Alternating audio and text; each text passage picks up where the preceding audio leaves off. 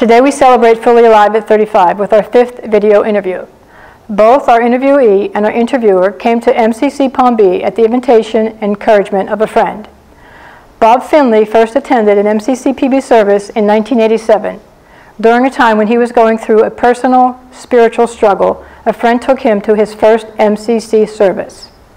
By the time the service had ended, Bob had found a spiritual community where he belonged, and he has been coming back ever since.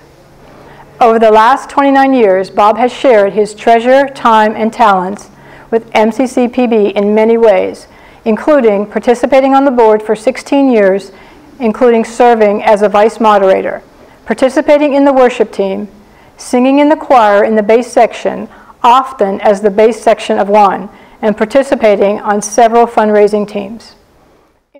Interviewing Bob is Bill Herman, who joined MCCPB in January of this year. Bill has been searching for a spiritual home and had visited various churches, but did not feel drawn to any of them. Then a friend encouraged him to attend MCCPB. He did, and like Bob, felt very much at home. Bill participates in the Under 35 Connection Group. Energized by his interactions with his new faith community, he is generously committed to share his time and talents with MCCPB by volunteering to be the chairman of the silent auction committee of the Rainbow Ball. Bob, what made you come to MCC of the Palm Beaches for the first time, and what kept you coming back? In 1986, 1987, I was in AA, newly in AAA, and I was having a very difficult time with the concept of turning my will over to a higher power, as anyone that knows me will realize, recognize. And I was discussing it with a friend of mine one night, and he said, I know where you need to go.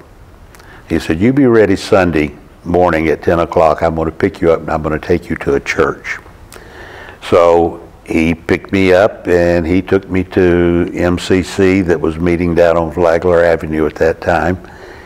And when we walked in, they were singing a song that I recognized from my earlier church experience. And by the time the service was over, I knew where I belonged. I had found my tribe, and I've been here ever since then.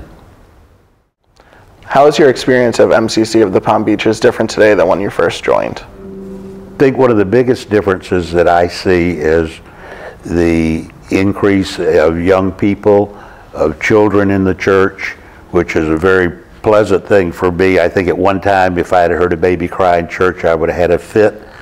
But now it's like music to my ears to hear a baby cry in church, and to see young people in the church and to see children in church.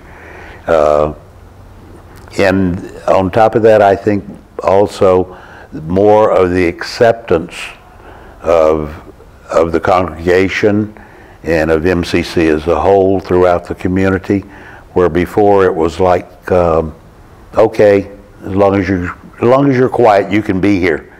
And nowadays, I feel the more of the acceptance and the experience of the church in the community.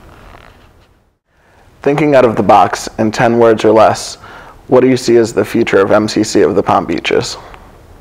Oh, I can't, not 10 words or less. I can't talk 10 words or less. Of course, I'd like us to see MCCPB to be the largest church in the denomination, but that's not really it.